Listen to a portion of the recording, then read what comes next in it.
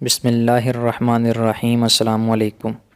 منقول ہے کہ مصر میں کھجوروں کا ایک تاجر رہتا تھا جس کا نام عطیہ بن خلف تھا۔ وہ بہت مالدار تھا، پھر اچانک فقیر ہو گیا کہ اس کے پاس تن ڈھانپنے کے لیے ایک کپڑے کے سوا کچھ بھی باقی نہ بچا۔ جب عاشوراء کا دن آیا تو اس نے جامع مسجد عمرو بن عاص میں نماز فجر ادا کی۔ عام طور پر اس مسجد میں عاشوراء کے دن ہی عورتیں دعا کے لیے آتی تھیں۔ وہ تاجر بھی باقی لوگوں کے ساتھ کھڑا ہو کر دعا مانگنے لگا۔ وہ عورتوں سے ہٹ کر ایک طرف کھڑا تھا کہ ایک عورت اپنے ساتھ یتیم بچوں کو لے کر اس کے پاس آئی اور عرض کی، جناب، میں اللہ عز و جل کے نام پر سوال کرتی ہوں کہ آپ میری مشکل آسان کر دیجئے، مجھے کچھ عنایت فرمائیے جس سے میں ان بچوں کی غذا حاصل کر سکوں، کیونکہ ان کا باپ مر چکا ہے اور اس نے ان کے لیے کچھ نہیں چھوڑا۔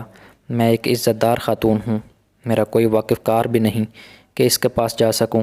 آج محض اس ضرورت و حاجت کی وجہ سے مجھے ذلیل ہو کر گھر سے نکلنا پڑا اور نہ ہی مجھے مانگنے کی عادت ہے۔ تاجر نے اپنے دل میں سوچا کہ میں تو کسی چیز کا مالک نہیں اور اس لباس کے سوا میرے پاس کوئی چیز بھی نہیں۔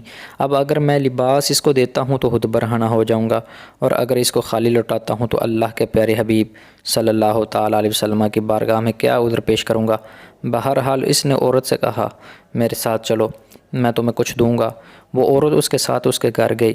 تاجر نے اس کو دروازے پر کھڑا کر دیا اور خود گھر میں داخل ہو کر اپنے کپڑے اتار کر ایک پھٹا پرانا کپڑا لپیٹ لیا اور پھر دروازے کی دراز میں سے وہ لباس اس عورت کو دے دیا۔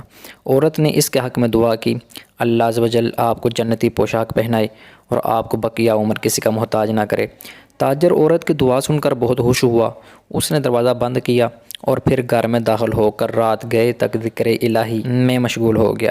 جب رات کو سویا تو خواب میں ایک ایسی حسین و جمیل حور دیکھی جس کی مثل دیکھنے والوں نے نہ دیکھی ہوگی۔ اس کے ہاتھ میں ایک سیب تھا جس کی خوشبو آسمان و زمین کے درمیان پھیلی ہوئی تھی۔ حور نے وہ سیب تاجر کو دیا تو اس میں سے ایک جنتی حلہ نکلا جس کی قیمت ساری دنیا بھی نہ بن سکے۔ اس نے وہ لباس تاجر کو پہنایا اور خود اس کے قریب بیٹھ گئی۔ تاجر نے پوچھا، تم کون ہو؟ بولی، میرا نام عاشوراء ہے اور میں تیری جنتی بیوی ہوں۔ تاجر نے پوچھا، مجھے یہ مقام و مرتبہ کیسے ملا؟ تو اس نے جواب دیا، اس بیوہ اور یتیم بچی کی دعا کی وجہ سے جن پر تو نے کل احسان کیا تھا۔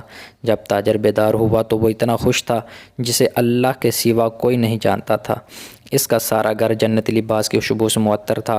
اس نے وضو کر کے اللہ کا شکر بجا لاتے ہوئے 2 رکعت نماز ادا کی، پھر آسمان کی جانب اٹھا کر عرض کی، اے میرے پروردگار، اگر میرا خواب سچا ہے اور جنت میں میری بیوی عاشوراء ہوگی تو مجھے اپنی بارگاہ میں واپس بلا لے۔